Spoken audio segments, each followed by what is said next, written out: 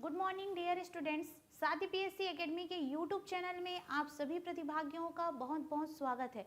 तो आज का जो हमारा टॉपिक होगा वो होगा जैन धर्म।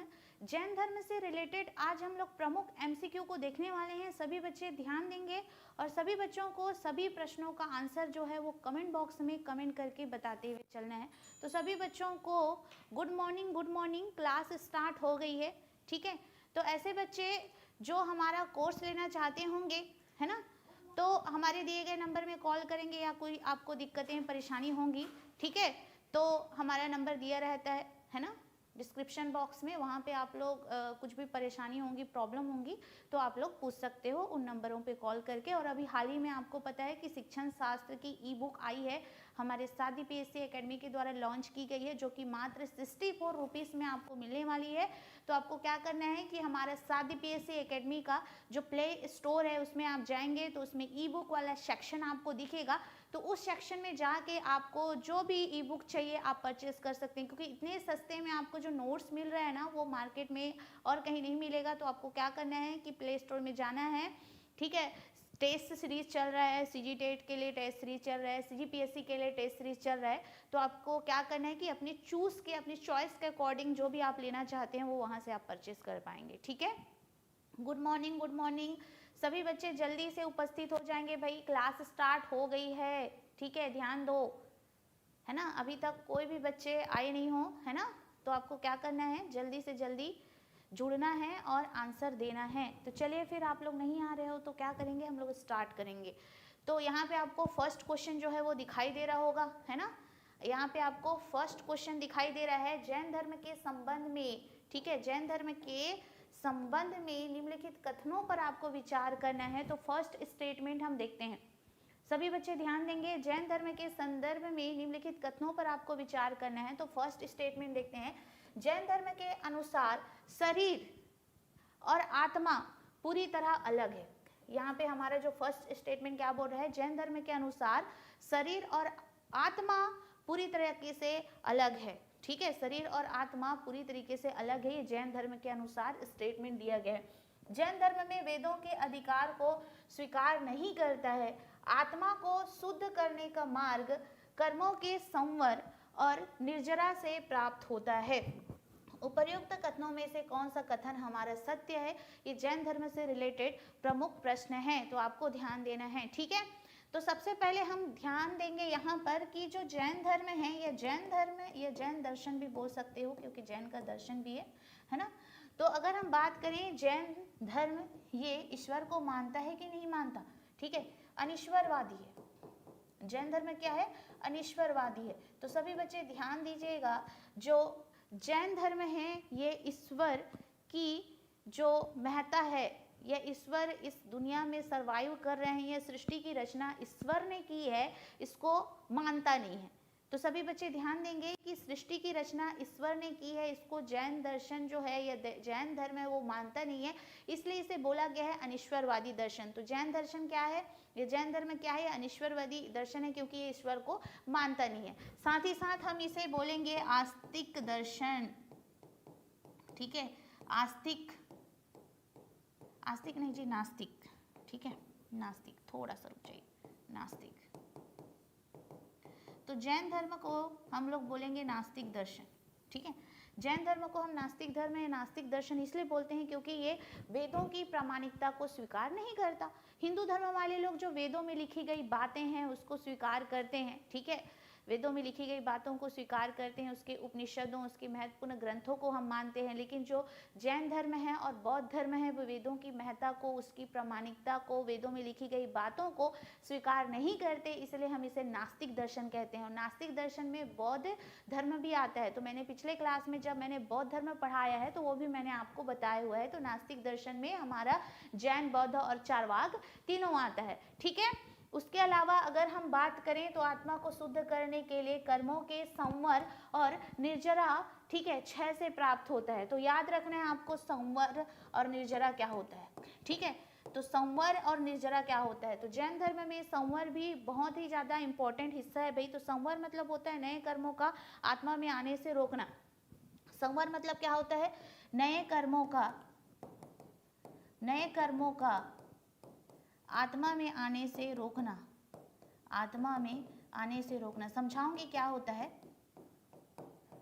नए कर्मों का आत्मा में आने से रोकना, ध्यान दीजिएगा, नए कर्मों का आत्मा में आने से रोकना। उसके अलावा पहले से जुड़े कर्मों को खत्म करना। निर्जरा का मतलब क्या होता है? पहले से जुड़े कर्मों को खत्म करना, याद रखना है। पहले से जुड़े कर्मों को खत्म करना, पहले से जुड़े कर्मों को खत्म करना आपका कहलाता है निर्जरा, है ना। सभी बच्चे ध्यान देंगे कि ये जो संवर है, ये नए कर्मों का आत्मा में आने से रोकना, मतलब यहाँ पे जैन वासियों का या जैन धर्म या जैन दर्शन का कहना ये है कि जो और भी नए नए कर्म आते हैं, जैसे कि हमारे जितने भी गलत कर्म हैं, है ना, हमने पहले से जो कर्म किए हुए हैं उसको हम लोग कैसे करेंगे कि जो हमारा निर्जरा है, पहले से जुड़े कर्मों को खत्म करना, मतलब हमारे जो निर्जरा है, जो पहले से हमने बुरे कर्म किए हुए हैं, हम उसे कैसे खत्म करेंगे, तो वो आता है निर्जरा के अंतर्गत। और तब साधना करने से, जैन धर्म के नियमों को फॉलो करने से निर्जरा जो कि आपसे पहले से अटैच्ड हैं, ऐसे कर्म जो पहले से अटैच्ड हैं, आपने किया हुआ है, वैसे कर्मों को आप निर्जरा के माध्यम से क्या कर सकते हो? खत्म कर सकते हो। उसके अलावा अगर मैं बात करूं संवर, मतलब नए कर्मों का आत्मा में आने से रोकना, मतलब ऐसे कर्म, ठीक है, जो कि आपके आत्मा से, आपके आत्मा में लिप्त हो सकते हैं, ठीक है, तो वैसे कर्मों को आपको आने से रोकना है, मतलब आपको कोई भी गलत काम नहीं करना है, ठीक है।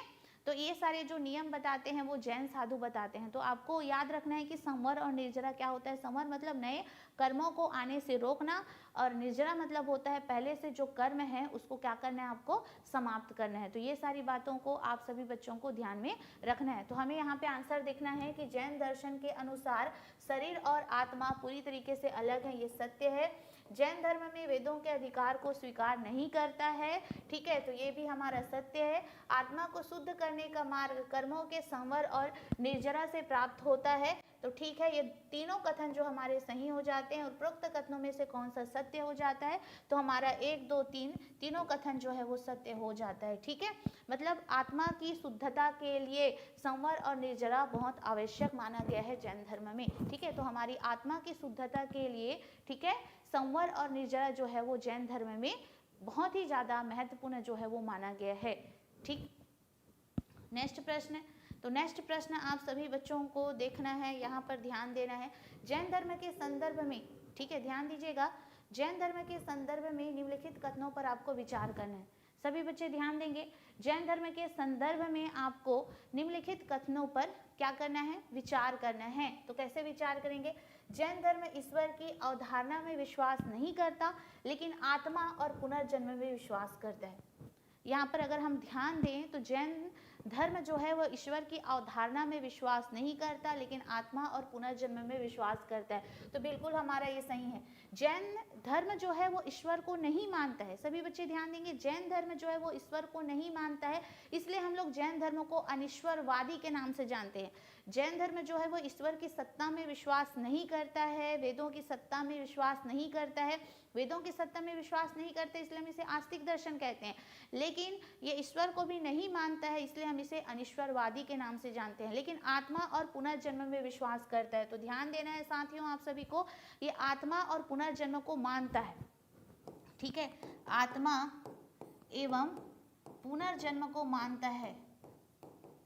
जो जैन धर्म होता है वो आत्मा एवं पुनर्जन्म को मानता है। तो हमारा जो स्टेटमेंट 1 है वो बिल्कुल क्या है, सत्य है। उसके अलावा जैन धर्म में वेदों के अधिकार को स्वीकार नहीं करता है, ठीक है, तो ये भी हमारा सत्य है।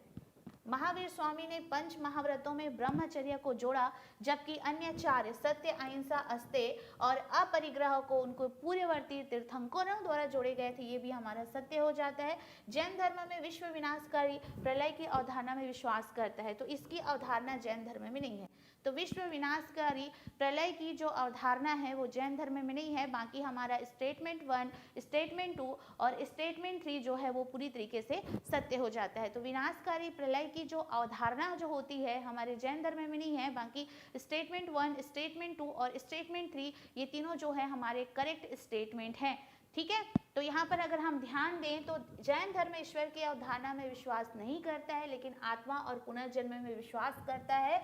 तो हमारा स्टेटमेंट 1 जो है बिल्कुल सत्य है। उसके अलावा जैन धर्म वेदों के अधिकार को स्वीकार नहीं करता है, तो ये भी हमारा क्या हो जाता है, सत्य है। महावीर स्वामी ने 5 महाव्रतों में ब्रह्मचर्य को जोड़ा, जबकि 4 अन्य सत्य, अहिंसा, अस्तेय, अपरिग्रह को उनके पूर्ववर्ती तीर्थंकरों द्वारा जोड़े गए थे, ये भी हमारे सत्य हो जाते हैं। और सत्य, अहिंसा, अस्तेय और अपरिग्रह, इसको चतुरायन धर्म कहा गया है। सत्य, अहिंसा, अस्तेय, अपरिग्रह, इसको चतुरायन धर्म कहा गया है और इसको 23वें तीर्थंकर पार्श्वनाथ ने जोड़े हुए थे। ठीक है, तो आपको याद रखना है 23वें तीर्थंकर पार्श्वनाथ ने इस अवधारणा को जोड़े हुए थे। ठीक है, तो याद रखना है सभी बच्चों को, 23वें तीर्थंकर पार्श्वनाथ के द्वारा इस अवधारणा को जोड़ा गया था।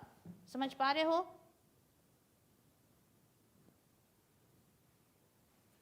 ठीक है, तो 23वें तीर्थंकर पार्श्वनाथ के द्वारा इस अवधारणा को जोड़ा गया था। तो यहाँ पर भी हमारा जो आंसर हो जाता है, यहाँ पर भी 1 2 3 ये हमारा आंसर हो जाएगा। नेक्स्ट प्रश्न की ओर अगर हम चलें तो याद रखिएगा, निम्नलिखित में से कौन से कथन जैन धर्म के त्रिरत्नों के बारे में सही है? सम्यक दर्शन, सही विश्वास, सम्यक ज्ञान, सही ज्ञान, सम्यक आचरण, सही आचरण, सम्यक त्याग, सही त्याग। ठीक है, तो जैन धर्म के त्रिरत्न होते हैं, याद रखिएगा, जैन धर्म के त्रिरत्न है ना। तो जैन धर्म में भी त्रिरत्न है और बौद्ध धर्म में भी त्रिरत्न है। आपको दोनों बातों को ध्यान में रखते हुए चलना पड़ेगा। तो देखते हैं, जैन धर्म में त्रिरत्न है सम्यक ज्ञान, ठीक है, सम्यक ज्ञान, सम्यक आचरण। जैन धर्म के त्रिरत्न है सम्यक ज्ञान, सम्यक आचरण और सम्यक दर्शन। ठीक है, सम्यक दर्शन। तो ये हो गए जैन धर्म के त्रिरत्न। अगर मैं बौद्ध धर्म के त्रिरत्न की बात करूं तो आपको जैन और बौद्ध दोनों को कंपेयर करते हुए पढ़ना है। कई लोग बौद्ध और जैन में काफ़ी कंफ्यूज हो जाते हैं ना, तो आपको कंफ्यूज नहीं होना है। और बौद्ध धर्म के त्रिरत्न की बात करें तो हम क्या हो जाएगा इसका, बुद्ध, धम्म और संघ। बुद्ध, धम्म और संघ जो होता है ये होता है बौद्ध धर्म के त्रिरत्न। उसके अलावा सम्यक ज्ञान, सम्यक आचरण और सम्यक दर्शक नहीं है, सम्यक दर्शन जो होता है ये हो जाता है जैन धर्म के त्रिरत्न। तो आपको पूछा गया है कि निम्नलिखित में से कौन से कथन जैन धर्म के त्रिरत्नों के बारे में सही है?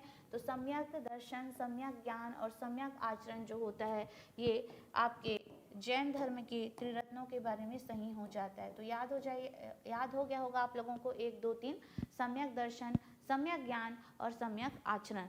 सम्यक दर्शन, सम्यक ज्ञान और सम्यक आचरण, तो ये हो जाता है आपका आंसर, जो कि जैन दर्शन का क्या है, त्रिरत्न है। तो इस तरह से आप सभी बच्चों को याद हो गया होगा। अब चलो चलते हैं फिर नेक्स्ट प्रश्न की ओर। नेक्स्ट प्रश्न में हम चलते हैं, जैन दर्शन के संबंध में निम्नलिखित कथनों पर आपको विचार करना है या विश्लेषण करना है। जैन धर्म के संबंध में आपको निम्नलिखित स्टेटमेंट पर क्या करना है, विचार करना है। प्रथम जैन संगति पाटलिपुत्र में हुई, क्या ये सही है? द्वितीय जैन संगति वल्लभी गुजरात में हुई। ठीक है, आगम जैन धर्म के प्राचीन ग्रंथ हैं जो मुख्य रूप से प्राकृत और संस्कृत में लिखे गए हैं।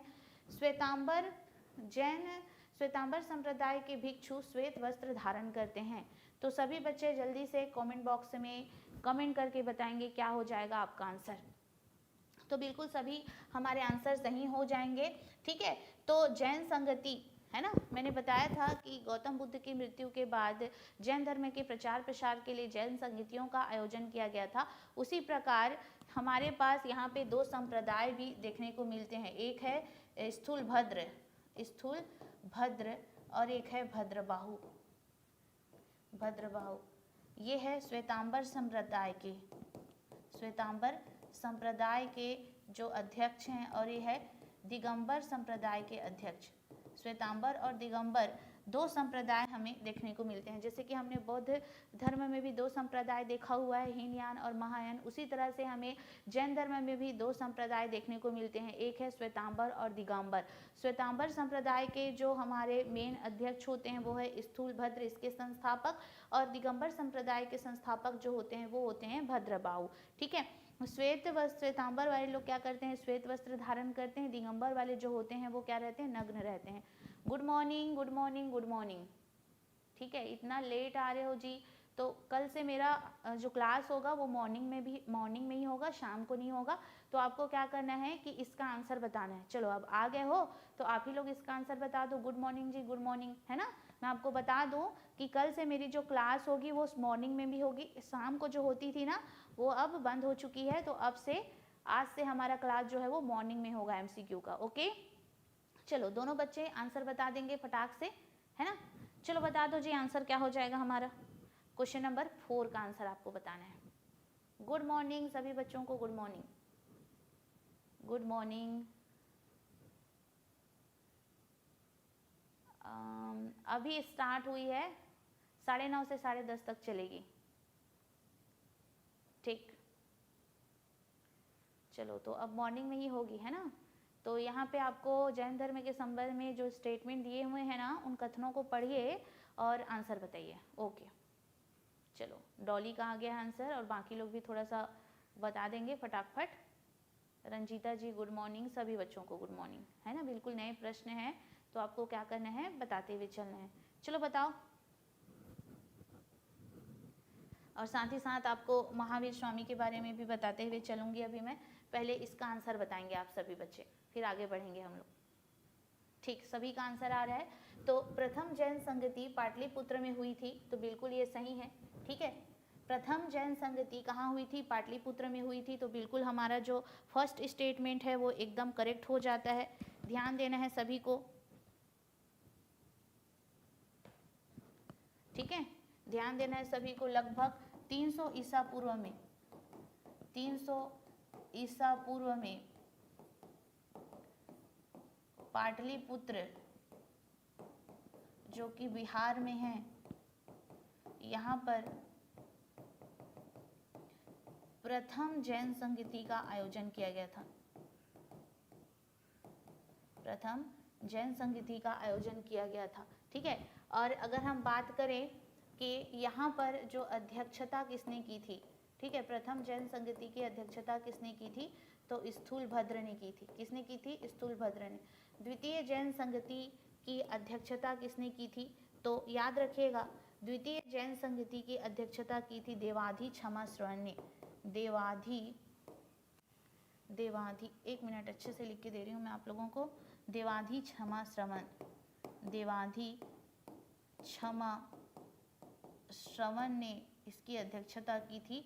और ये भी हुआ था वल्लभी गुजरात में, वल्लभी गुजरात में ये हुआ था। तो ये हमारा जो ये वाला स्टेटमेंट है वो भी सही हो जाता है। और बोला गया है कि जो जैन साहित्य हैं, ठीक है, जैन साहित्य है उसे आगम कहा जाता है। और जैन साहित्य अधिकतर प्राकृत भाषा में लिखे गए हैं और कहीं कहीं पे आपको संस्कृत भाषा भी दिखाई देती है, ठीक है। तो इस तरह से आपका जो स्टेटमेंट 3 है वो भी करेक्ट हो जाता है। उसके अलावा अगर हम बात करें श्वेतांबर संप्रदाय के भिक्षु श्वेत वस्त्र धारण करते थे, तो बिल्कुल सही है। श्वेतांबर मतलब श्वेत, श्वेतांबर मतलब श्वेत, मतलब जो हमारे श्वेतांबर संप्रदाय के भिक्षु होते थे वो कौन से वस्त्र धारण करते थे, तो श्वेतांबर संप्रदाय के भिक्षु जो होते थे वे श्वेत वस्त्र धारण करते थे, ठीक है। जिसके जो मेन संस्थापक कौन थे, वो थे स्थूलभद्र। तो ध्यान दे रहे हैं आप लोगों को। उसके अलावा यहाँ पे अगर हम पूरे स्टेटमेंट की बात करें तो हमारे सभी जो स्टेटमेंट होते हैं वो करेक्ट हो जाते हैं। तो हमारा आंसर हो जाएगा आंसर नंबर डी, ठीक है। उसके अलावा चलो हम लोग चलते हैं अब नेक्स्ट प्रश्न की ओर। अब नेक्स्ट प्रश्न में हम चले चुके हैं, निम्नलिखित में से कौन से जैन तीर्थंकर पार्श्वनाथ से संबंधित प्रतीक है, तो वृषभ है क्या, फन है क्या, सिंह है क्या, मछली है क्या। तो अब हम लोग पार्श्वनाथ के बारे में जानेंगे, ठीक है। सभी बच्चे ध्यान देंगे, पार्श्वनाथ के बारे में जानेंगे। तो आपको आंसर बताना है पार्श्वनाथ के बारे में, ठीक है। पार्श्वनाथ कौन से नंबर के तीर्थंकर हैं और उनका प्रतीक चिन्ह क्या है, सभी बच्चे पढ़े होंगे तो कमेंट बॉक्स में कमेंट करके बताएंगे, ठीक है। क्वेश्चन नंबर 5 का आंसर सभी बच्चे कमेंट बॉक्स में कमेंट करके बताएंगे।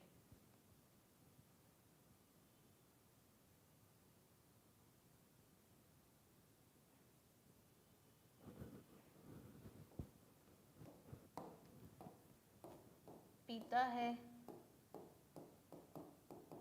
अश्वसेन, माता है वामा देवी,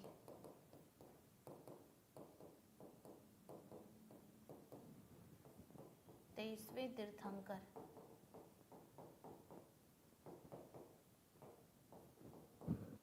अच्छा, कई बच्चे लोगों का आ रहा है जवाब, ठीक है। चलो जल्दी से बताओ पार्श्वनाथ के बारे में आप लोग क्या जानते हो, ठीक है। पार्श्वनाथ के बारे में क्या जानते हो, जल्दी से कमेंट बॉक्स में कमेंट करके बताएंगे आप लोग। अब यहाँ पे हम लोग ये देखेंगे कि इन्होंने चतुरायन धर्म दिया था। चतुरायन धर्म इन्होंने दिया था, किसने दिया था, पार्श्वनाथ ने दिया था। उसके अलावा अगर हम बात करें तो इन्हें झारखंड के समेध पर्वत शिखर पर, समेध पर्वत शिखर पर ज्ञान की प्राप्ति हुई थी,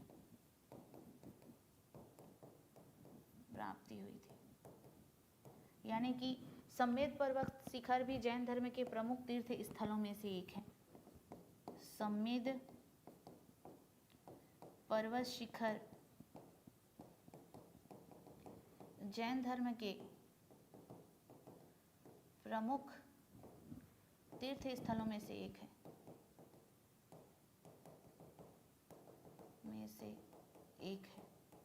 ठीक है।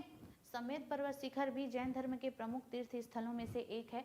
चतुरायन धर्म की अगर मैं बात करूं तो सत्य, अहिंसा, अपरिग्रह और सत्य, अहिंसा, अपरिग्रह, ठीक है। सबसे पहले ये याद रखना है कि हमेशा सदा सत्य बोलना है, ठीक है। उसके बाद आपको क्या करना है, किसी भी जीव की हत्या नहीं करना है, ठीक है। आवश्यकता से अधिक जो आजीविका है या धन संग्रह है वो नहीं करना है, ठीक है। उसके अलावा चौथा स्टेप क्या था आप लोग को बताना है ना। और पांचवा वाला जो है ब्रह्मचर्य, उसको ब्रह्मचर्य को महावीर स्वामी ने ऐड किया है। और साथ ही साथ यहाँ पे याद कर लो चौथा अस्तेय, चोरी नहीं करना। और ब्रह्मचर्य को किसने ऐड किया है, महावीर स्वामी ने। अस्तेय मतलब क्या, चोरी नहीं करना है। लेकिन हमें यहाँ पे पूछा गया है निम्नलिखित में से कौन सा जैन धर्म के पार्श्वनाथ से संबंधित है, तो इनका जो प्रतीक चिन्ह है वो है सर्प, ठीक है। तो आंसर हो जाएगा आपका ऑप्शन नंबर सी। तो पूछा जाए कि 23वें जो तीर्थंकर हैं हमारे पार्श्वनाथ जी, उनका प्रतीक चिन्ह क्या है, तो 23वें तीर्थंकर पार्श्वनाथ जी का प्रतीक चिन्ह है सर्प का फन, ठीक है। सभी बच्चे ध्यान देंगे। उसके अलावा चलो नेक्स्ट प्रश्न देखने से पहले ये है सी टेट और सीजी टेट, सीजीपीएससी प्रीलिम, शिक्षक भर्ती सहायक ग्रेड 3 और मंडी उप निरीक्षक की टेस्ट सीरीज हमारे साथी पीएससी एकेडमी में अवेलेबल है। तो ऐसे बच्चे जो हमसे जुड़कर टेस्ट सीरीज देना चाहते हैं तो बिल्कुल आप हमसे जुड़कर टेस्ट सीरीज दे सकते हैं, जिसमें आपको देखने को मिलेगा सबसे पहले CG TET test series, prelims test series, शिक्षक भर्ती टेस्ट सीरीज, सहायक ग्रेड 3 टेस्ट सीरीज, मंडी उप निरीक्षक टेस्ट सीरीज, ये सारे टेस्ट सीरीज हमारे साथी पीएससी एकेडमी में अवेलेबल हैं। साथ ही साथ सी टेट की बैच भी हमारे यहाँ अवेलेबल है, जो कि पेपर 1 पेपर 2 दोनों के लिए है। तो ऐसे बच्चे जो हमसे कनेक्ट होके टेस्ट सीरीज दिलाना चाहते होंगे तो बिल्कुल आप दिला सकते हैं। गुड मॉर्निंग जी, गुड मॉर्निंग, ठीक है। चलिए फिर आगे स्टार्ट करें। तो यहाँ पर आपको देखना है निम्नलिखित कथनों पर विचार करना है। स्यादवाद के अनुसार कोई भी ज्ञान पूर्णतः सत्य या असत्य नहीं होता। स्यादवाद ज्ञान की सापेक्षता के सिद्धांत पर आधारित है। सही उत्तर आपको चुनना है। स्यादवाद से रिलेटेड प्रश्न आपको दिया गया है, सभी बच्चे इस प्रश्न का आंसर जो है वो बताएंगे। चलो जल्दी से कमेंट बॉक्स में कमेंट करके बताओ।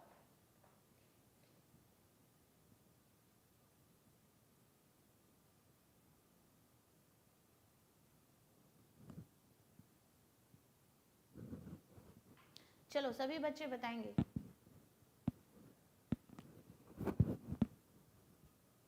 सभी बच्चे कमेंट बॉक्स में कमेंट करके आंसर बताएंगे, ठीक है। तो चलो सबसे पहले हम लोग जानते हैं स्यादवाद के बारे में। स्यादवाद क्या होता है? स्यादवाद क्या होता है? किसी भी घटना के बारे में, किसी भी घटना के बारे में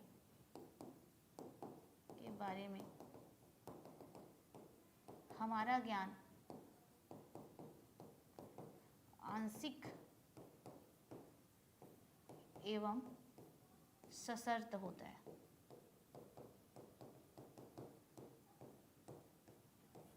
जैन धर्म कहता है कि कोई भी वस्तु या घटना हो, ठीक है, सभी बच्चे ध्यान देंगे, यहाँ पर जैन धर्म कहता है कि कोई भी वस्तु या घटना हो जिसके बारे में जो हमारा ज्ञान होता है वो आंशिक होता है, हमें थोड़ा बहुत बस ज्ञान होता है, लेकिन वहाँ पर वो घटना में क्या क्या चीज़ें घटित हुई होगी उसके बारे में हम अनभिज्ञ होते हैं। इसलिए जैन धर्म वाले जब किसी भी बात को करते हैं ना तो उसके लिए शायद शब्द का यूज करते हैं, ठीक है। शायद मतलब क्या होता है, शायद, शायद है, शायद नहीं है, शायद हो भी सकता होगा या नहीं भी हो सकता होगा।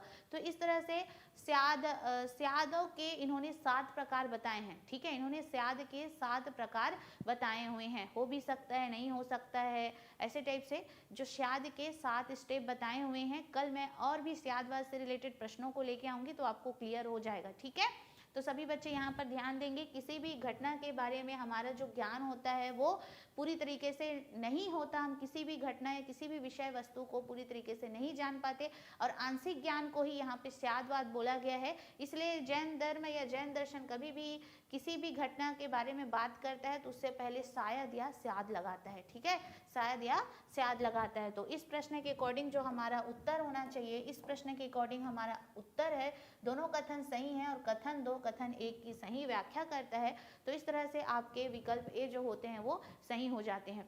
और अनेकांतवाद भी स्यादवाद का ही क्या होता है, पार्ट होता है, ठीक है, अनेकांतवाद, ठीक है, अनेकांतवाद भी स्यादवाद का पार्ट होता है, ठीक है, दोनों मिले जुले लगते हैं तो लेकिन दोनों अलग अलग होते हैं। किसी भी घटना के बारे में जो हमारा ज्ञान होता है वो पूरी तरीके से नहीं होता, इसलिए हम इसे आंशिक या सशर्त ज्ञान बोलते हैं। जबकि अनेकांतवाद में क्या होता है कि अनंत गुण, एक वस्तु को क्या होते हैं, अनंत गुण होते हैं, ठीक है। तो अनेकांतवाद के बारे में आपको समझना है, अनेकांतवाद क्या होता है कि एक वस्तु के क्या हो सकते हैं, अनेकांतवाद से रिलेटेड भी मैं कल प्रश्न लेके आऊंगी, तो कल हम लोग जैन धर्म का पार्ट 2 भी देखेंगे, है ना।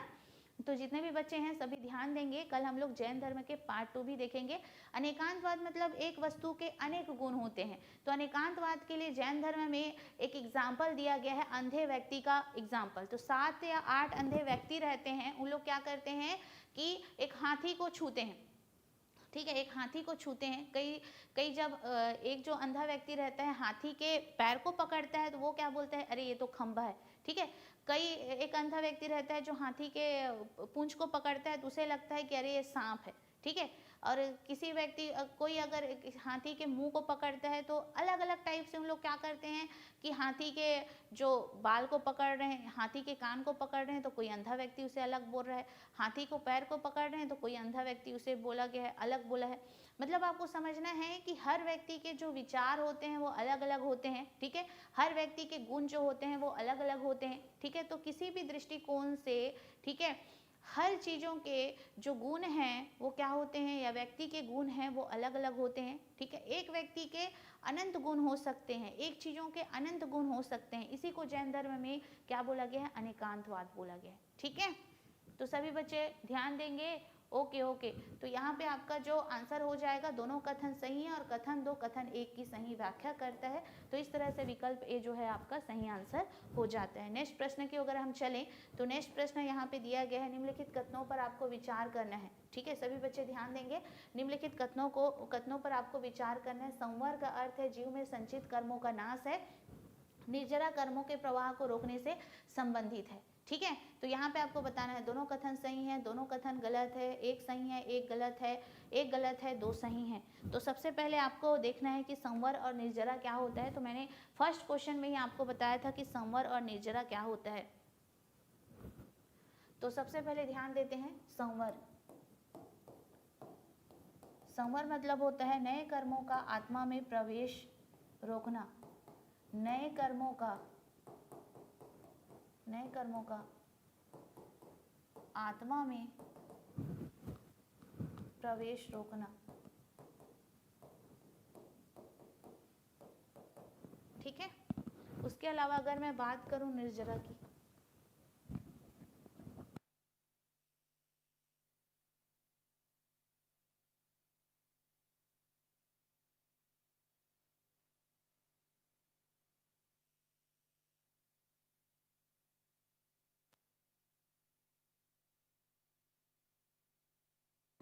चलो ठीक है, थोड़ा सा सर आ गए थे तो थोड़ा सा बात करने चली गई थी, ओके। तो यहाँ पर हम देखते हैं कि नए कर्मों में आत्मा का प्रवेश रोकना ये होता है। अगर मैं निर्जरा की बात करूं, निर्जरा की बात करूं तो पहले से जो मौजूद कर्म है, पहले से जो मौजूद कर्म है उसका नाश करना। ठीक है, निर्जरा का मतलब क्या होता है कि जो हमारे अंदर पहले से जो मौजूद कर्म है उसका नाश करना क्या कहलाता है, निर्जरा कहलाता है। और अगर मैं संवर की बात करूं तो नए कर्मों का आत्मा में प्रवेश रोकना ये कहलाता है संवर। ये जैन धर्म के इम्पोर्टेंट महत्वपूर्ण सिद्धांत होते हैं, जैन धर्म के दर्शनों के सिद्धांत है जिसको लेके मैंने प्रश्न पूछा है। ठीक है, क्या पता हमेशा स्यादवाद अनेकांतवाद को लेके प्रश्न पूछा गया है, तो इस टाइम हो सकता है कि संवर और निर्जरा से भी लेकर कुछ प्रश्न पूछा जा सके।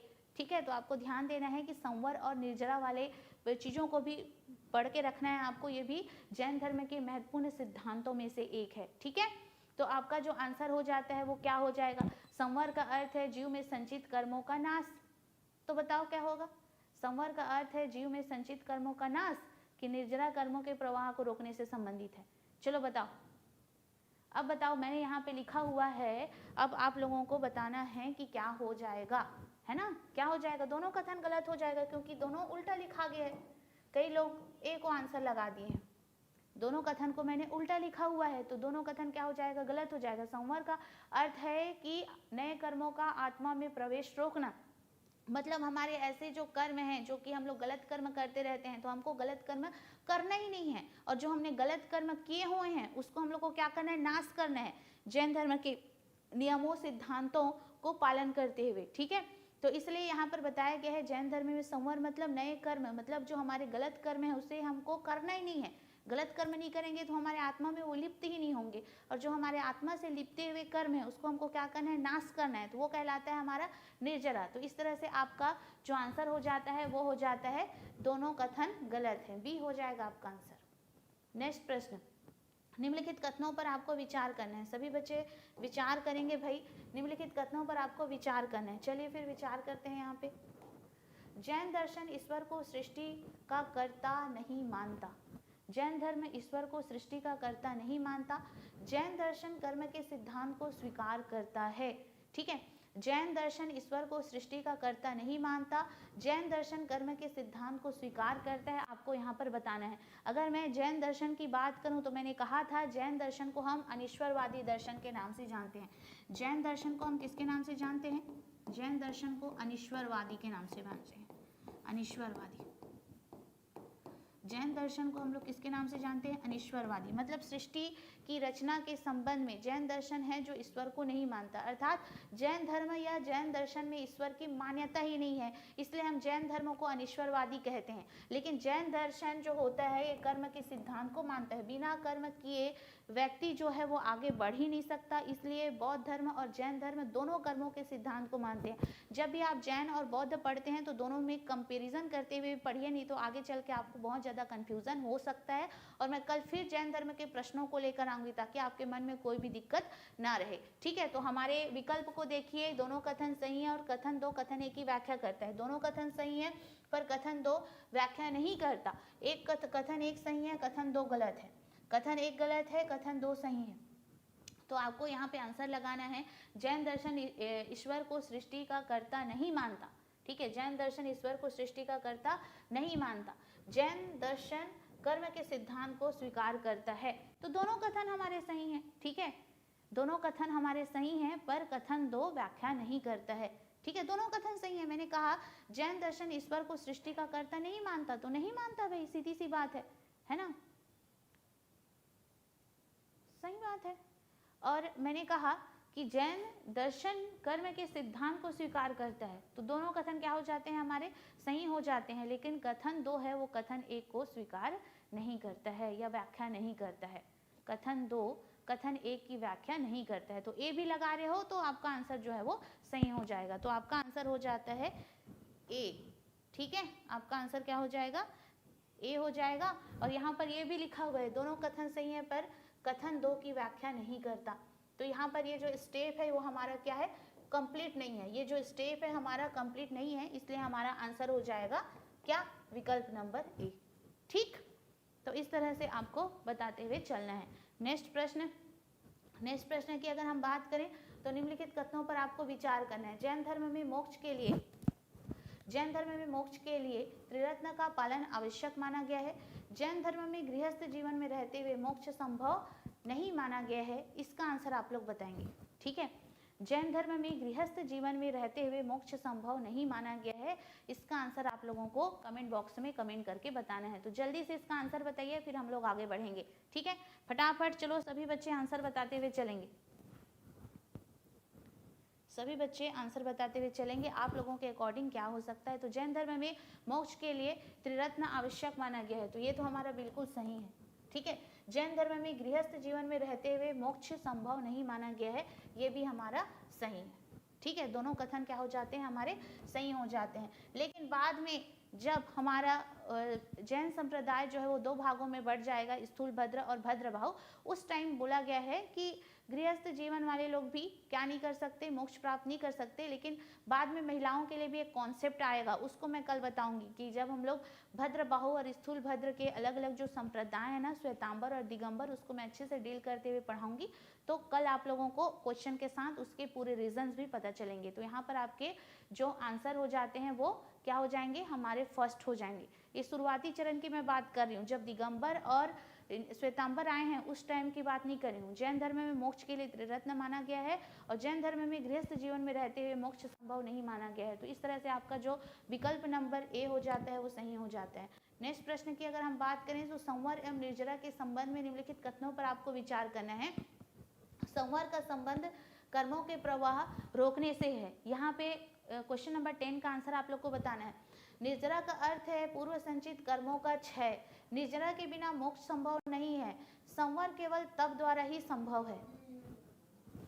चलो बताओ संवर और निर्जरा के बारे में मैंने क्या बताया। संवर मतलब क्या होता है कि नए कर्मों को आत्मा में प्रवेश क्या करना है, रोकना है।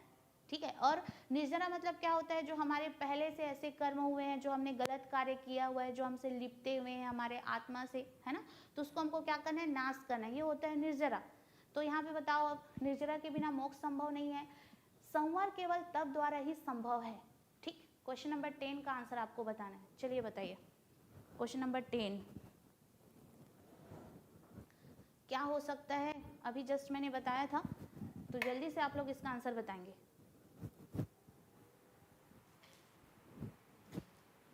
तो देखते हैं फर्स्ट स्टेटमेंट की अगर मैं बात करूं तो फर्स्ट स्टेटमेंट अभी मैंने बताया कि पहले से जो हमारे कर्म होते हैं उसको नाश करना क्या कहलाता है, निर्जरा। लेकिन संवरा का संबंध कर्मों के प्रवाह को रोकने से स्टेटमेंट 1 करेक्ट हो जाता है, स्टेटमेंट 2 भी हमारा करेक्ट हो जाता है, और निर्जरा के बिना मोक्ष संभव नहीं है, ये भी हमारा करेक्ट हो जाता है। संवर केवल तप द्वारा ही संभव है, तो ये हमारा हो जाता है गलत। ठीक है, संवर केवल तप द्वारा ही संभव है, ये गलत हो जाता है, क्योंकि संवर मतलब क्या होता है कि नए कर्मों को आत्मा में आने से रोकना। नए कर्मों को आप भी रोक सकते हो। ठीक है, अगर आप गलत काम नहीं करेंगे तो नए कर्म तो आपसे आपके अंदर आएंगे ही नहीं, है ना। तो इसको हम लोग, इसके लिए तप की आवश्यकता है क्या, इसके लिए तप की आवश्यकता नहीं है। अगर आप चाहें, ठीक है, दृढ़ संकल्प लें तो ये बिना तप के भी संभव है। इसलिए आपका जो आंसर हो जाएगा वो 1, 2 और 3 ये तीनों सही हो जाता है।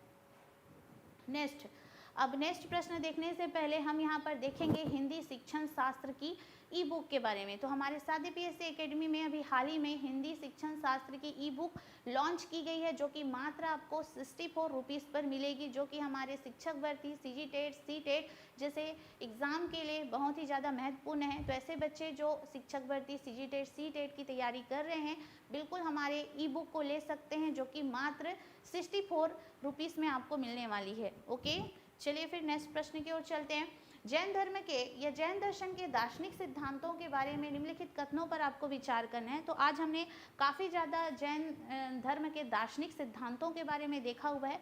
तो कल हम लोग फिर से पार्ट 2 लेकर आएंगे। तो जितने भी हमारे प्रश्न छूट गए होंगे जैन दर्शन से रिलेटेड, तो सभी प्रश्नों को हम लोग कवर करेंगे। ठीक है, तो यहाँ पर जैन दर्शन के दार्शनिक सिद्धांतों के बारे में आपको निम्नलिखित कथनों पर विचार करना है। जैन दर्शन अनिश्वरवादी है, मैंने अभी कहा, क्योंकि जैन दर्शन जो है या जैन धर्म जो है वो ईश्वर को नहीं मानता है, इसलिए क्या है, ये अनिश्वरवादी है। जैन दर्शन वेदों की सर्वोच्च सत्ता को स्वीकार करता है? जी नहीं, बिल्कुल नहीं करता। तो मैंने कहा कि ऐसा दर्शन जो वेदों की सत्ता या वेदों की प्रामाणिकता को नहीं मानता है, वैसे दर्शन को हम लोग क्या बोलते हैं? नास्तिक दर्शन बोलते हैं। और ये बिल्कुल स्वीकार नहीं करता, वेदों में जो लिखी गई बातें हैं उस पर बिल्कुल भी भरोसा नहीं है जैन धर्म वालों को, इसलिए क्या है, ये नास्तिक दर्शन है। अर्थात हमारा स्टेटमेंट 2 जो हो जाता है वो क्या हो जाएगा? इनकरेक्ट हो जाएगा। जैन दर्शन कर्मवाद पर आधारित है, तो बिल्कुल कर्म को मानता है ना, भाग्य पर विश्वास नहीं करता है। जैन दर्शन कर्मवाद के सिद्धांत को मानता है, तो हमारा स्टेटमेंट 3 भी करेक्ट हो जाएगा। जैन दर्शन आत्मा के अस्तित्व को स्वीकार करता है, तो बिल्कुल करता है। तो यहाँ पे आपको जैन दर्शन और बौद्ध दर्शन दोनों चीज़ों को समझना है। बौद्ध धर्म जो है वो आत्मा के अस्तित्व को स्वीकार नहीं करता है।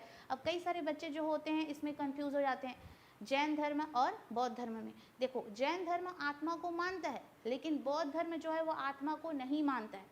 इसलिए हम बौद्ध दर्शन को क्या बोलते हैं? अनात्मवादी दर्शन बोलते हैं। ठीक है, क्या बोलते हैं? अनात्मवादी बोलते हैं, क्योंकि वो आत्मा को नहीं मानता है। और यहाँ पर जैन धर्म जो है वो आत्मा को मानता है। इसलिए आपको याद रखना है, जैन धर्म आत्मा के अस्तित्व को स्वीकार करता है। तो सभी बच्चे इसका आंसर फटाफट क्वेश्चन नंबर 11 का आंसर बता देंगे भाई। तो कई बच्चों का आ चुका है आंसर 1, 3, 4। ठीक है, तो हमारा स्टेटमेंट 1 सही हो गया, हमारा स्टेटमेंट 3 सही हो गया और स्टेटमेंट 4 सही हो गया। इस तरह से हमारा 1, 3 और 4 स्टेटमेंट जो है वो करेक्ट हो जाता है। तो हमारा विकल्प ए जो है वो आंसर है। ओके, ठीक है, चलो फिर नेक्स्ट प्रश्न की ओर चलते हैं। जैन धर्म के प्रथम तीर्थंकर कौन थे? ठीक, तो यहाँ पे जैन धर्म के प्रथम तीर्थंकर की बात की जा रही है। तो आप सभी बच्चों को कमेंट बॉक्स में कमेंट करके बताना है कि जैन धर्म के हमारे प्रथम तीर्थंकर कौन है और इनका प्रतीक चिन्ह क्या है। तो चलिए फिर हम जैन धर्म के संस्थापक के बारे में बात करते हैं। ठीक है, सबसे पहला तीर्थंकर, प्रथम तीर्थंकर। ठीक, सबसे पहले हम लोग प्रथम तीर्थंकर के बारे में बात करेंगे, उनके प्रतीक चिन्हों के बारे में बात करेंगे। ठीक है, सभी को कमेंट बॉक्स में कमेंट करके आंसर बताना है। ठीक है, सबसे पहला जो हमारा प्रथम तीर्थंकर है वो कौन है? तो हमारा जो प्रथम तीर्थंकर है आप सभी को पता होगा, और उनके प्रतीक चिन्हों के बारे में हम बात करेंगे। प्रतीक चिन्ह, तो जैन धर्म के प्रथम तीर्थंकर हैं हमारे ऋषभ देव, जिसे हम आदिनाथ के नाम से जानते हैं। ठीक है, जिन्हें हम आदिनाथ के नाम से जानते हैं, सभी को पता होगा। और इनका जो प्रतीक चिन्ह है वो है बैल। ऋषभ देव का जो प्रतीक चिन्ह होता है वो होता है हमारा बैल। ठीक है, अगर हम वास्तविक संस्थापक की बात करें, ठीक, वास्तविक संस्थापक की अगर हम बात करते हैं तो वास्तविक संस्थापक हो जाते हैं हमारा महावीर स्वामी। महावीर स्वामी,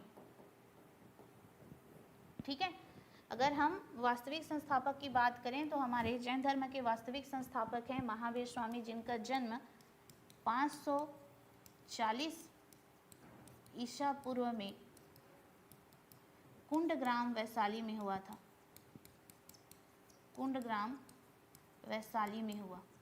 याद रखिएगा कि जो महावीर स्वामी जी हैं इनका जन्म 540 ईसा पूर्व में कुंडग्राम वैशाली में हुआ। इनके पिता का नाम है सिद्धार्थ। इनके पिता का नाम है सिद्धार्थ। तो महावीर स्वामी के पिता का नाम है सिद्धार्थ, जो कि ज्ञात्रिक कुल के मुखिया थे, ये ज्ञात्रिक वंश के थे। ठीक है, तो हमने जब बुद्ध के बारे में पढ़ा था तो बुद्ध के बचपन का नाम क्या था? सिद्धार्थ। मैंने आप लोगों को जब बुद्ध के बारे में पढ़ाया तो बुद्ध के बचपन का नाम क्या था? सिद्धार्थ। और यहाँ पर जैन धर्म की अगर हम बात करें तो महावीर स्वामी के पिताजी का नाम क्या है? सिद्धार्थ है, जो कि ज्ञात्रिक वंश से संबंधित हैं। ठीक है, अगर हम बुद्ध के पिताजी के बारे में बात करें तो उनका नाम था शुद्धोधन, और उनके पिताजी थे वो कौन से वंश के से संबंधित थे? शाक्य वंश से संबंधित थे। इसलिए हमने बुद्ध को शाक्य मुनि भी कहा था। ठीक है, इसलिए हमने बुद्ध को क्या कहा था? शाक्य मुनि कहा था। और यहाँ पर इनके फादर कौन थे? सिद्धार्थ थे, जो कि ज्ञात्रिक वंश से बिलोंग करते थे। ठीक है, और यहाँ पे आप लोग को बताना है इनकी माता का नाम क्या है। महावीर स्वामी की माता का नाम क्या है?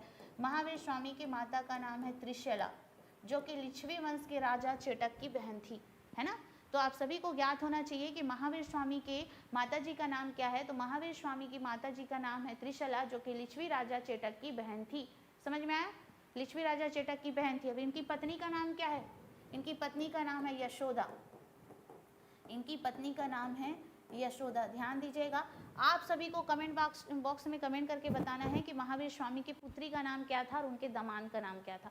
तो इस तरह से आपको याद रखना है। जैन धर्म के हमारे प्रथम तीर्थंकर हैं कौन? जैन धर्म के हमारे प्रथम तीर्थंकर हैं ऋषभदेव या आदिनाथ, जिसे हम लोग आदिनाथ भी कहते हैं। लेकिन अगर हमें पूछा जाए कि वास्तविक संस्थापक कौन है जैन धर्म के, तो जैन धर्म के वास्तविक संस्थापक है महावीर स्वामी। ठीक है, और इनकी पत्नी का नाम क्या है पूछा जाएगा, तो इनके पत्नी का नाम है यशोदा। चलो फिर, जिन शब्द से जैन बना हुआ है जिसका अर्थ क्या होता है? ज्ञानी, विजेता, तपस्वी या त्यागी। तो आपको याद रखना है कि जिन शब्द से ही बना हुआ है जैन, ठीक है, जिन शब्द से ही बना हुआ है जैन और इसका अर्थ होता है विजेता। ठीक है, जिन का ही अर्थ क्या होता है? विजेता। आप सभी को ध्यान देना है। ठीक है, जैन धर्म में हम केवलिन शब्द का प्रयोग करते हैं। जैन धर्म में हम केवलिन शब्द का प्रयोग करते हैं। तो केवलिन शब्द का प्रयोग हम क्यों करते हैं? सर्वोच्च ज्ञान प्राप्त व्यक्ति। तो केवलिन किसे बोला जाता है? सर्वोच्च ज्ञान प्राप्त व्यक्ति को, सर्वोच्च ज्ञान प्राप्त व्यक्ति को केवलिन कहा जाता है। सर्वोच्च ज्ञान प्राप्त व्यक्ति को केवलिन कहा जाता है। और तीर्थंकर की बात करें, ठीक है, लोगों को मार्ग दिखाने वाला, लोगों को सही मार्ग दिखाने वाला।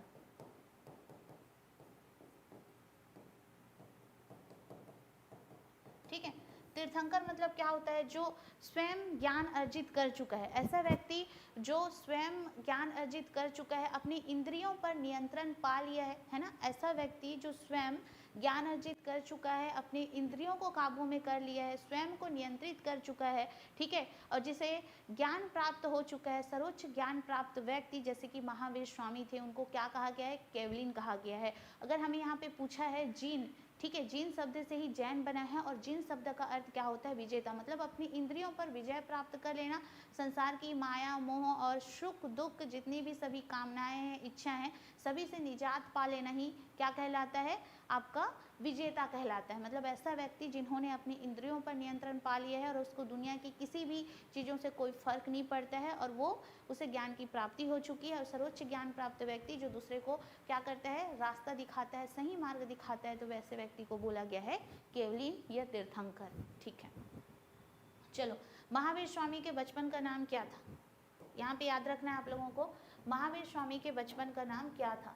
तो याद रखिएगा, सिद्धार्थ, वर्धमान, चेटक और प्रियदर्शी। हमें यहाँ पर दो बातों को याद रखना है। फिर से हम गौतम बुद्ध और उसमें कंपेयर कर लेते हैं। हमने बुद्ध के बारे में पढ़ा है ना, और हम महावीर के बारे में पढ़ते हैं। महावीर जी ये जैन धर्म के प्रमुख व्यक्ति हैं और ये बौद्ध धर्म के संस्थापक हैं। जैन के संस्थापक हैं, बौद्ध के संस्थापक हैं।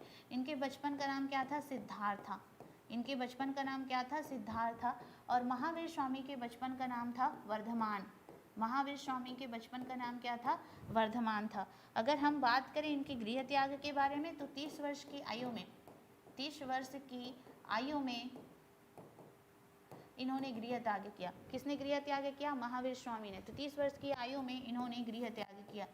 इन्होंने गृह त्याग किया, ध्यान दीजिएगा, ठीक है। और इनके बड़े भाई का नाम क्या था? तो महावीर स्वामी के बड़े भाई का नाम था नंदीवर्धन। तो माता पिता की मृत्यु के बाद इन्होंने अपने बड़े भाई नंदीवर्धन से आशीर्वाद लिया और संन्यास जीवन को स्वीकारा। और कितने वर्ष बाद इन्हें ज्ञान की प्राप्ति हुई? तो 12 वर्ष की कठिन तपस्या के बाद महावीर स्वामी को, ठीक है, साल वृक्ष के नीचे, ठीक है, पीपल वृक्ष किसका था? पीपल वृक्ष जो था वो सिद्धार्थ का था। और इन्हें साल वृक्ष के नीचे ऋजुपालिका नदी के किनारे, ठीक है, ऋजुपालिका नदी के किनारे इन्हें ज्ञान की प्राप्ति हुई। और बोला जाए कौन सा ग्राम? तो जृंभिक ग्राम, ठीक है, इन्हें कौन से ग्राम में ज्ञान की प्राप्ति हुई? तो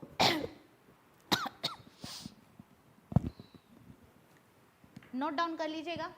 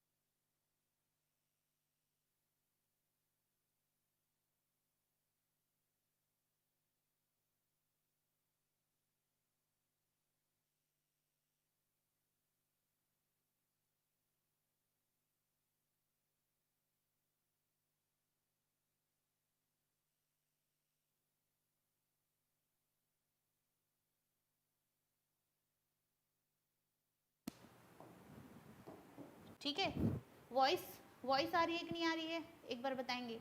ठीक है, तो महावीर स्वामी के बचपन का नाम क्या था? ठीक है, महावीर स्वामी के बचपन का नाम था आपका यहाँ पे वर्धमान। लेकिन हमें यहाँ पे प्रश्न पूछा गया है कि जैन धर्म के पंच महाव्रत, ठीक है, जैन धर्म के पंच महाव्रत में कौन सा शामिल नहीं है? तो चतुरायन धर्म किसने दिया है? चतुरायन धर्म दिया है पार्श्वनाथ। और पार्श्वनाथ ने जो दिया हुआ था उसमें पहला याद रखेंगे सत्य, दूसरा याद करेंगे अहिंसा, तीसरा याद करेंगे अपरिग्रह, चौथा याद करेंगे अस्तेय। तो इसको दिया था पार्श्वनाथ ने, लेकिन इसमें एक और ऐड किया था, एक ऐड किया ब्रह्मचर्य, एक ऐड किया ब्रह्मचर्य, और एक ऐड किसने किया है? एक ऐड किया है महावीर स्वामी ने, जिसे हम बोल सकते हैं पंचायन धर्म। तो इस तरह से आपको याद करना है कि जैन धर्म के पंच महाव्रत में कौन शामिल नहीं है? तो अहिंसा भी शामिल है, नॉन वायलेंस, सत्य भी शामिल है और ब्रह्मचर्य भी शामिल है, लेकिन इंद्रिय निग्रह जो है वो शामिल नहीं है। तो हमारा जो आंसर हो जाएगा कि इनमें से कौन शामिल नहीं है? तो इंद्रिय निग्रह जो है शामिल नहीं है। तो आपका जो आंसर आ जाता है वो हो जाता है डी। ठीक है, चलिए फिर नेक्स्ट प्रश्न की ओर चलते हैं। जैन धर्म में संलेखना या संथारा क्या है? ठीक है, तो जैन धर्म में प्राण त्याग करने की एक विधि होती है। ठीक है, सभी बच्चे ध्यान देंगे कि जैन धर्म में प्राण त्याग करने की एक विधि होती है जिसे हम लोग संलेखना या संथारा के नाम से जानते हैं। बोला जाता है कि जब महावीर स्वामी की मृत्यु हुई तो उसके बाद जैन धर्म है वो दो संप्रदायों में बढ़ गया, जिसे हम लोग बोलते हैं श्वेतांबर और दिगंबर संप्रदाय। तो श्वेतांबर संप्रदाय का जो संस्थापक था वो था स्थूलभद्र, और दिगंबर संप्रदाय का संस्थापक था वो था कौन? भद्रबाहु।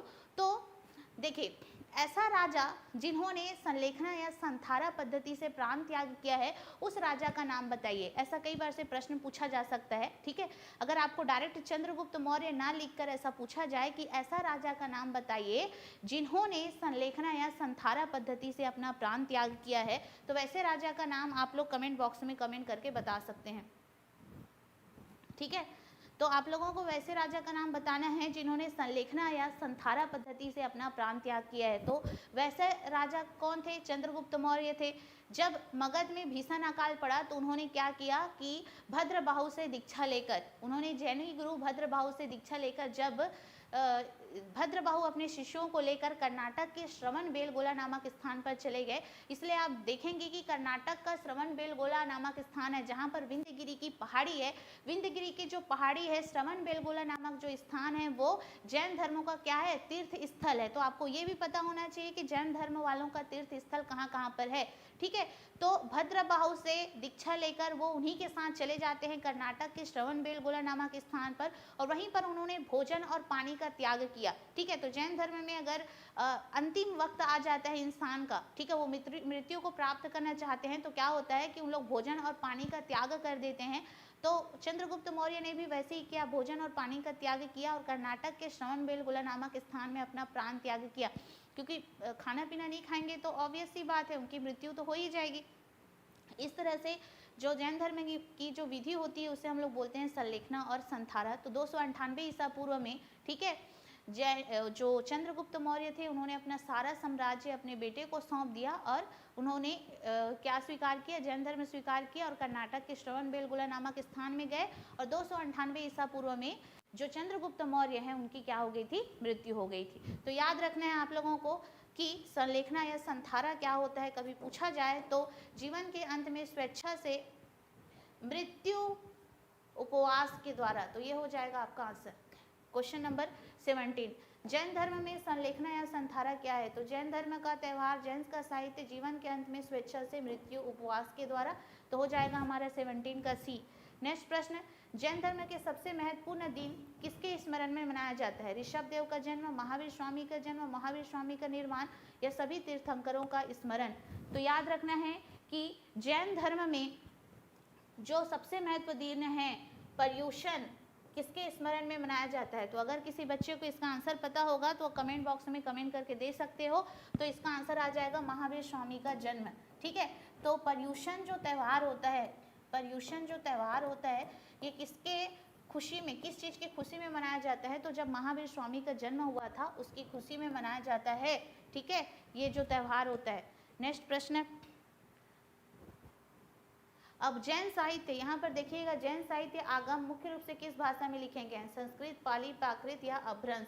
तो जैन साहित्य जो है वो आगम है ना, जैन साहित्य को क्या कहा जाता है, आगम कहा जाता है। ये जो जैन साहित्य है वो प्राकृत भाषा में लिखे गए हैं। सभी बच्चों को ध्यान देना है कि जो बौद्ध धर्म के ग्रंथ जो आपको देखने को मिलते हैं, बौद्ध धर्म के जो ग्रंथ होते हैं वो अधिकतर आपको पाली भाषा में देखने को मिलते हैं, लेकिन जैन धर्म के जो ग्रंथ होते हैं आपको प्राकृत भाषा में देखने को मिलते हैं, और जैन साहित्य को ही आगम कहा जाता है। कल मैं इसी जैन साहित्य से रिलेटेड और भी बहुत सारे प्रश्नों को लेकर आऊँगी कि किस किस प्रकार से हमारे जैन साहित्य जो होते हैं। ठीक है, सभी बच्चों को ध्यान देना है कि कैसे कैसे हमारे जैन साहित्य हैं, कौन कौन से जैन साहित्य हैं, वैसे सभी प्रश्नों को हम लोग देखेंगे। कल हम लोग इसी का पार्ट 2 लेके आने वाले हैं। ठीक है, जैन धर्म का हम लोग पार्ट 2 लेकर आएंगे। तो यहाँ पे हमें प्रश्न पूछा गया है कि जैन साहित्य मुख्य रूप से किस भाषा में लिखे गए हैं, तो जैन साहित्य मुख्य रूप से प्राकृत भाषा में लिखे गए हैं।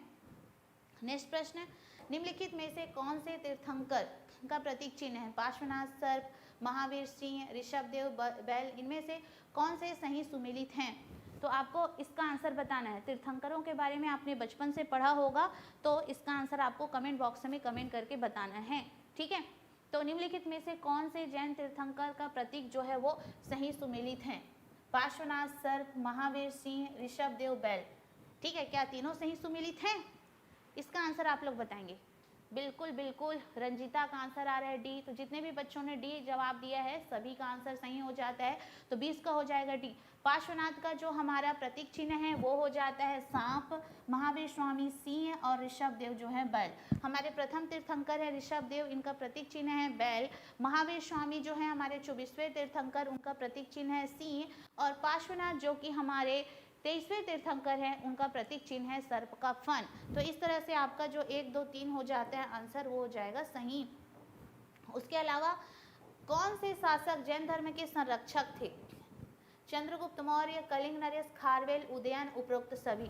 ठीक है, जो हमारे जैन धर्म के संरक्षक माने गए हैं वो उपरोक्त सभी आ जाएंगे, क्योंकि चंद्रगुप्त मौर्य, कलिंग नरेश, खारवेल और उदयन, चंद्रगुप्त मौर्य, कलिंग नरेश, खारवेल और उदयन, ये तीनों जो शासक थे ये जैन धर्म को काफ़ी ज़्यादा मानते थे। तो हमारे आंसर हो जाएंगे क्वेश्चन विकल्प नंबर डी। ठीक है, तो चंद्रगुप्त मौर्य, कलिंग नरेश, खारवेल और उदयन तीनों मानते थे जैन धर्म को। चलिए, जैन धर्म के अहिंसा के सिद्धांत के संदर्भ में निम्नलिखित कथनों पर आपको विचार करना है। जैन धर्म के अहिंसा पर अत्यधिक बल देने के कारण कृषकों को जैन धर्म अपनाने में कठिनाई हुई, बिल्कुल सत्य है। कृषि कार्य में फसलों की कटाई और कीटों व छोटे जीवों की हल होना। एक मिनट, यहाँ पे हम थोड़ा सा पीडीएफ को साइड कर लेते हैं। ठीक है, हत्या, तो यहाँ पे देख लीजिएगा, कृषि कार्य में फसलों की कटाई, कीटों व छोटे जीवों की हत्या होना शामिल है। ठीक है, तो जैन धर्म में कृषि से ज़्यादा व्यापार को अधिक बल दिया जाता है। तो अभी भी आप आज के जैन लोगों को देखते होंगे, वो कृषि कार्य के बजाय क्या करते हैं, व्यापार कार्य करते हैं, क्योंकि कृषि कार्य करने में अनेक सारे जीवों की हत्या हो जाती है, इसलिए जैन धर्म वाले जो हैं वो अधिकतर कृषि कार्य करने से बचते हैं। तो सभी बच्चों को बताना है कि क्या हो सकता है हमारा क्वेश्चन नंबर 21 का क्वेश्चन नंबर 22 का आंसर। तो ये तो आप लोगों से इजीली बन जाएगा, है ना। तो हमारा आंसर हो जाएगा ए और आर दोनों सही हैं, और आर ए का सही स्पष्टीकरण है। जैन धर्म अहिंसा पर अत्यधिक बल देने के कारण कृषकों को जैन धर्म अपनाने में कठिनाई हुई, बिल्कुल सही है। उस दौरान जो कृषक थे, ठीक है, वो कृषि कार्य नहीं कर पाते थे। ठीक है, उस दौरान जो कृषक थे वो कृषि कार्य नहीं कर पाते थे। ध्यान से आप लोगों को प्रश्न दिखाई दे रहा होगा, क्योंकि इसमें क्या होता था कि जीवों की हत्या हो जाती थी, और जैन धर्म जीवों की बिल्कुल भी हत्या नहीं करना चाहता है, इसलिए जैन धर्म वाले लोगों ने अधिकतर किसको अपनाया, व्यापार को अपनाया। तो इस तरह से आपका ए और आर दोनों सही है, और आर ए का क्या हो जाता है, सही स्पष्टीकरण हो जाता है। तो इस तरह से आपका जो विकल्प ए जो है वो बिल्कुल सही हो जाता है। नेक्स्ट प्रश्न, जैन धर्म में मोक्ष प्राप्ति के लिए आवश्यक त्रिरत्न कौन कौन से हैं? सम्यक शिक्षा, सम्यक धन, सम्यक कार्य। तो सम्यक दर्शन, सम्यक ज्ञान और सम्यक चरित्र, सम्यक विश्वास, सम्यक आचरण, सम्यक विचार, सम्यक अहिंसा, सम्यक सत्य और सम्यक आस्तेय। तो क्वेश्चन नंबर 23 का आंसर आप लोग बताएंगे फटाक से, जल्दी से कमेंट करके। ठीक है, तो आपको याद रखना है कि सम्यक दर्शन, सम्यक चरित्र और सम्यक ज्ञान, ये हो जाता है हमारा आंसर। नेक्स्ट प्रश्न है, श्वेतांबर और दिगंबर संप्रदायों के बीच मुख्य अंतर क्या है? श्वेतांबर बुद्ध की पूजा करते हैं, गलत है। श्वेतांबर सफेद वस्त्र पहनते हैं जबकि दिगंबर पूर्ण नग्नता का पालन करते हैं। तो हमारा जो विकल्प नंबर बी हो जाएगा वो सही है। श्वेतांबर जो होते हैं श्वेत वस्त्र धारण करते हैं जबकि दिगंबर जो होते हैं वो क्या रहते हैं? नग्न रहते हैं। तो इस तरह से आपका जो आंसर हो जाता है वो हो जाता है विकल्प number B. Next and last question, निम्नलिखित में से कौन से कथन जैन धर्म के संबंध में सही है? यहाँ पर ध्यान देना है, निम्नलिखित में से कौन से कथन जैन धर्म के संदर्भ में सही है? जैन धर्म विश्व विनाशकारी प्रलय की अवधारणा में विश्वास नहीं करता है। जैन धर्म में त्रिरत्न का अर्थ है सम्यक दर्शन, सम्यक ज्ञान और सम्यक चरित्र। पार्श्वनाथ ने पांचवें व्रत ब्रह्मचर्य को जोड़ा। 1, 2, 3 तीनों जो हमारे स्टेटमेंट है वो सही हो जाता है। जैन धर्म किसी प्रलय या विनाशकारी अवधारणा पर विश्वास नहीं करता है। तो मैंने यहाँ पे स्टेटमेंट 1 लिखा है, जैन धर्म किसी प्रलय या विनाशकारी अवधारणा पर विश्वास नहीं करता है। तो हमारे स्टेटमेंट 1 है वो बिल्कुल करेक्ट हो जाता है। उसी तरह जैन धर्म में त्रिरत्न, सम्यक दर्शन, सम्यक ज्ञान और सम्यक चरित्र की अवधारणा है, बिल्कुल सही है। जैन धर्म ने पार्श्वनाथ ब्रह्मचर्य को जोड़ा। ठीक है, यहाँ पे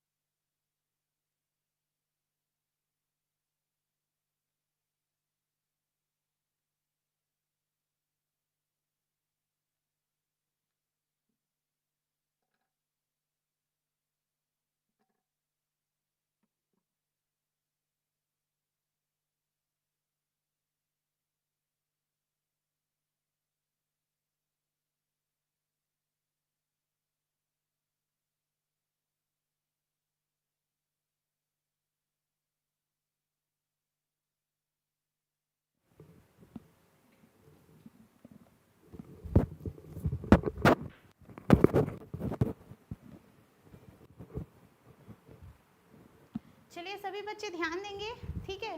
वॉइस चले गया था, ये हमारा लास्ट क्वेश्चन जो है वो बच गया है, इसको हम लोग एक बार देख लेते हैं, फिर आज की क्लास हम लोग यहीं तक रखेंगे, ठीक है।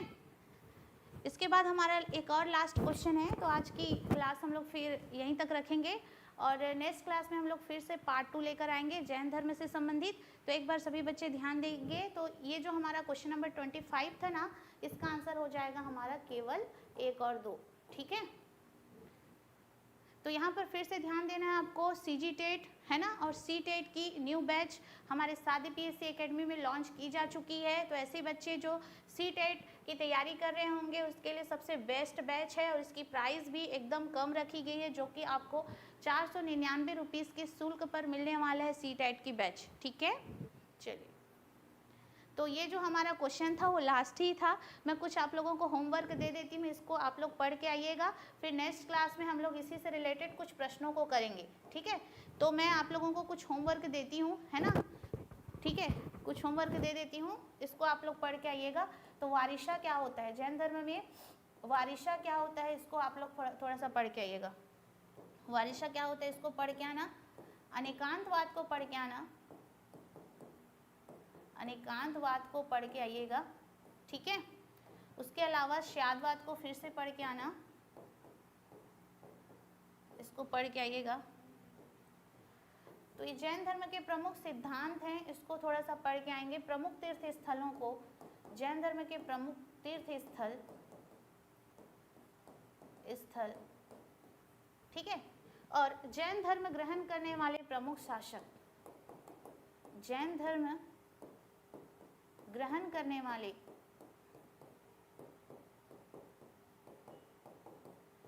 प्रमुख शासक। ठीक है, तो आज की क्लास हम लोग यहीं तक रखते हैं। आप सभी बच्चे थोड़ा सा ध्यान देंगे और मैंने जो ये होमवर्क लिखा हुआ है इस होमवर्क को जरूर करके आइएगा और इसी से रिलेटेड कुछ प्रश्न आपको कल की क्लास में देखने को मिलेगा। ठीक है, तो सभी को थैंक यू, पढ़ के जरूर आइएगा।